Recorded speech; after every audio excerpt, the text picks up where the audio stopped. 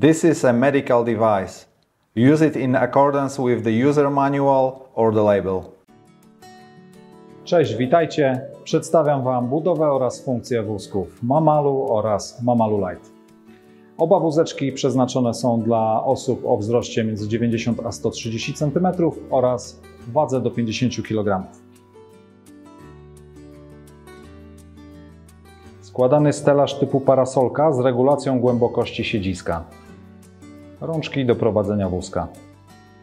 Obrotowe przednie koła pełne z blokadą kierunku jazdy.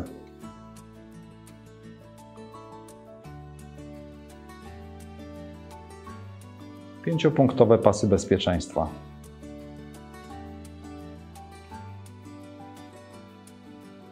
Tylne koła pełne z niezależnymi hamulcami. Regulowany podnóżek. Tapicerka. Uchwyt do przenoszenia wózka złożonego. Regulacje głębokości siedziska.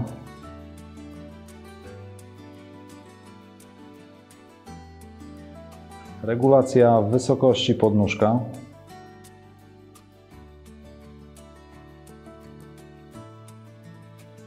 Regulacja pięciopunktowych pasów bezpieczeństwa.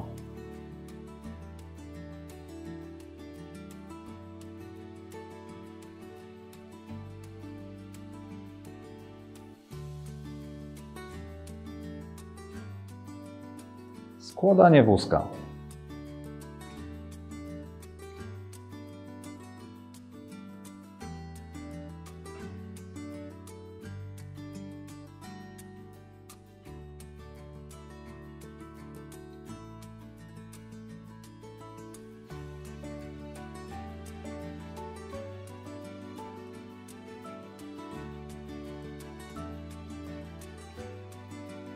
Rozkładanie wózka.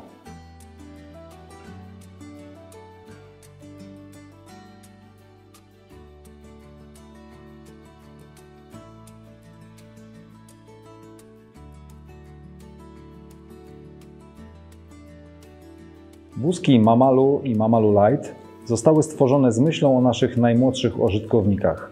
Doskonale sprawdzą się w każdych warunkach. Konstrukcja opiera się na lekkim oraz wytrzymałym stelażu w formie parasolki, przez co możemy je błyskawicznie złożyć, a przy tym zajmują one niewiele miejsca podczas transportu.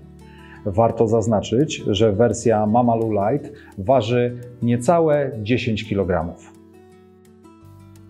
Po więcej szczegółów zapraszam na stronę internetową www.access-med.com. Do zobaczenia.